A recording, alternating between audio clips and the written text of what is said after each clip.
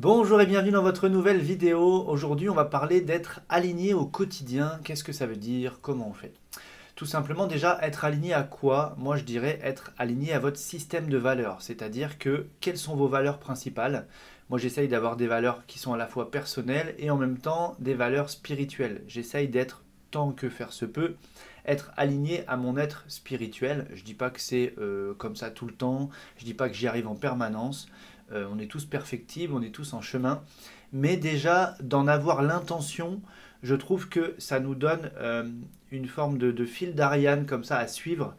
Et ça nous permet, dans les moments où justement ça pourrait être plus compliqué, de garder le cap grâce à ce système de valeurs et grâce à cette intention.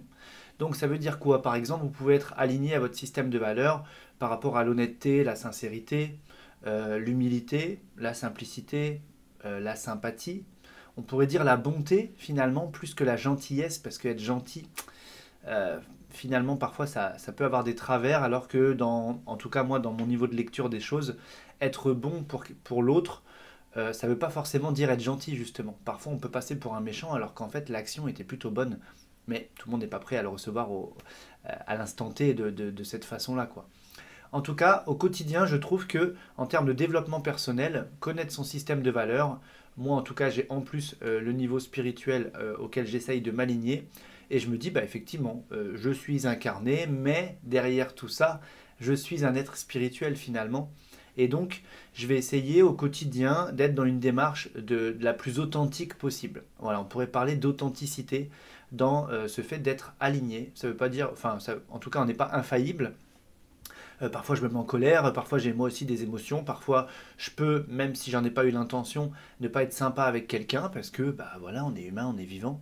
Mais en tout cas, si j'ai pas été sympa avec quelqu'un et que j'en ai la conscience, par contre, je vais faire ce qu'il faut pour rétablir l'ordre de ce que j'ai mis en désordre, on pourrait dire ça. Et si j'ai un comportement qui n'est pas aligné à un moment donné et que je m'en aperçois, je vais tout faire pour soit revenir à quelque chose d'aligné, soit pour poser un acte réparateur, on va dire ça comme ça, par rapport à ce que j'ai pu faire, ou entre guillemets j'ai marché à côté de la ligne. Alors faut pas non plus mettre la pression au quotidien, mais le fait d'être dans cette démarche, je trouve que dans le quotidien ça lisse beaucoup de choses, parce qu'il y a beaucoup d'énergie, on pourrait dire parasite, auquel on va plus aller connecter, parce que justement c'est plus notre créneau en fait.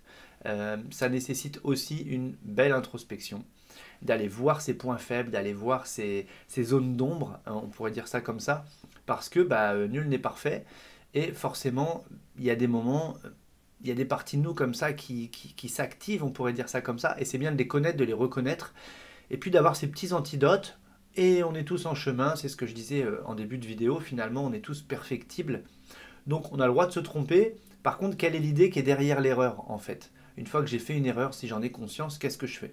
Est-ce que je m'en fiche et puis tant pis? Ou est-ce que je me dis, ok, bon, j'ai compris, qu'est-ce que je peux faire maintenant? Donc c'est ça aussi, c'est cette remise en question et de se dire que effectivement, on peut faire mieux. Et dans ce cas-là, on va être dans cette démarche proactive. Et c'est quand même un cap avoir ça en tête toujours pour avancer avec ce cap et de teinter nos pensées, nos paroles, nos actions, notre présence de tout ce système de valeurs tout en étant aligné. Et en tout cas, moi je pense que quand on est dans ça, notre vibration change au fur et à mesure. Donc à un moment donné, on a quand même une vibration qui est plus dense, qui est plus... Alors dense, on pourrait dire oui et non, parce que finalement, si on va vers un taux vibratoire qui est plus élevé, ça paraît plus subtil, plus léger. Mais quand je dis plus dense, c'est que c'est plus fort finalement, c'est plus constant.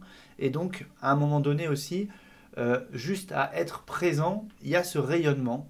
Et je me dis, moi en tout cas, que si tout le monde œuvre de cette façon-là, eh bien effectivement, le taux vibratoire global remonte. Comme moi, dans mon idée, c'est toujours de se dire comment contribuer à un monde meilleur, eh bien par mes paroles, par mes actions, ma présence et ma façon de faire au quotidien et la personne que je suis. Tout en essayant aussi de ne pas avoir des versions différentes de soi qui sont multiples, et finalement, en fonction de l'interlocuteur, du lieu, du contexte, de l'environnement, de l'action qu'on est en train de faire, eh bien de changer, mais d'essayer d'être fidèle à soi-même, justement. Et comme ça, il y a une seule version de nous avec laquelle on est en harmonie, en accord, on est bien aligné, et comme ça, on peut facilement tenir cette version de nous-mêmes. Voilà, écoutez, j'espère que cette vidéo vous a plu. Si c'est le cas, le petit pouce en l'air comme d'habitude, et on se retrouve déjà demain.